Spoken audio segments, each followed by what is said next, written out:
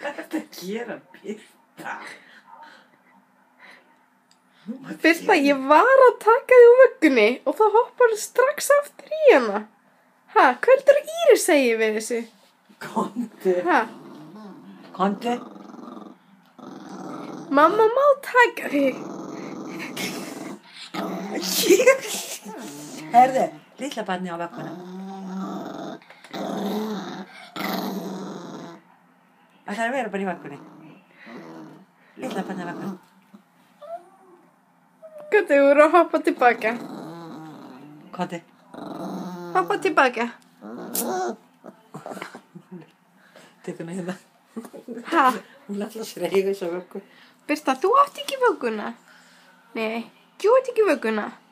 Lilli kjánaprygg. Fínt.